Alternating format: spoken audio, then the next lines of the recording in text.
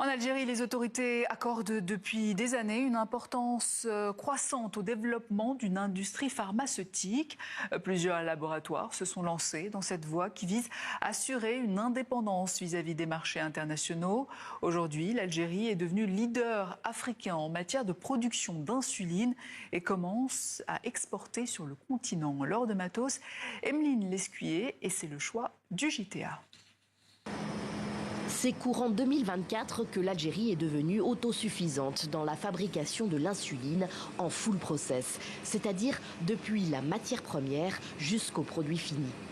3 entreprises locales, l'une publique, les 2 autres privées, dont celle-ci dans la capitale, produisent la substance active, conditionnent l'insuline sous forme de comprimés ou de stylos et empaquettent les médicaments qui sont soumis à un double contrôle qualité.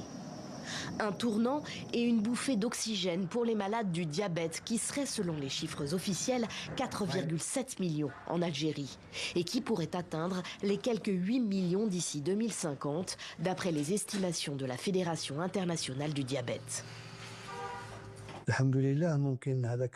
Heureusement, la pandémie de coronavirus n'a pas duré longtemps, sinon on aurait eu de gros problèmes, car l'insuline était alors importée à 100%.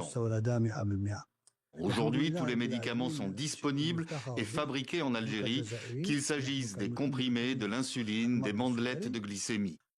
Depuis que les médicaments sont fabriqués localement, les prix ont baissé de 30 à 35%. L'État, lui, économise 400 millions d'euros par an, commence à exporter son insuline ailleurs sur le continent.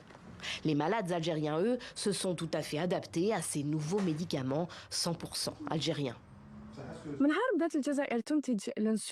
Depuis que l'insuline est fabriquée localement, il n'y a plus de problème de pénurie. Les malades peuvent trouver les médicaments partout, dans toutes les pharmacies. Et le prix est plus abordable. Quant à la qualité, au début, les malades étaient plus ou moins réticents.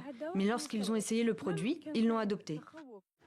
L'Algérie veut bâtir une industrie pharmaceutique forte qui garantirait sa souveraineté sanitaire.